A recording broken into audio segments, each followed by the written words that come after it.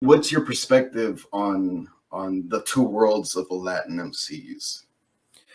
Um, I think it's no different than understanding that.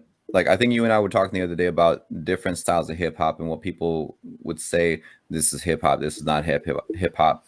I think it's all branches of the same tree. I think with Latin rap, with Latino rappers or people, or people that come from Spanish speaking backgrounds and cultures who end up dabbling into the MCing game and putting out records, I think you're right. Generally, they tend to go one of two ways. They tend to go with like the general. I'm just doing it for the MC, and I just happen to speak Spanish. And sometimes you'll hear Spanish bars in my flows, but I'm not like marketing myself that way as a Chicano rapper or something like that. And then there's the other way that's like I'm gonna lean heavily towards this culture, towards my my roots, and most of my records are gonna reflect that either through the imagery, through the flags, through the phrase, and through the song titles and stuff like that.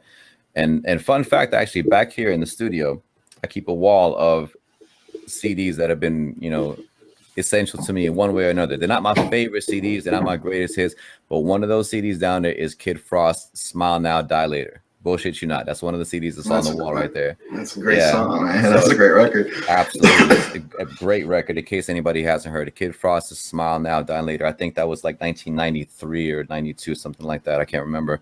But yeah, like I think as long as people know what they're trying to do, see, and not just what they're trying to do, but why they're trying to do it. Like I was saying earlier, like me constantly trying to find my reasons for even being in the studio and putting out a project, and it not being just for the sake of doing it. Like there being a little bit deeper meaning behind it. As long as a Chicano rapper or a Spanish speaking person or dude or female is putting out records and they're talking about stuff that they know or that really interests them or they really care about and they really want to hear records like that more and more, I think you can't go wrong. No matter what kind of likes, what kind of sales you get, if you're a Chicano rapper or any type of rapper, as long as what you're doing makes you feel like you're covering what means most to you, fuck what anybody say. Like you're not representing for the Latin community or you're not representing enough for hip hop, because people are gonna hate on you no matter what you put out. Honestly, you saw what happened to Lin-Manuel when he put out In the Heights, right? That movie. Yeah. They were bitching at him because it didn't have enough representation. It wasn't Latino enough. It didn't represent enough dark skin Latinos. And it's just like, you know what?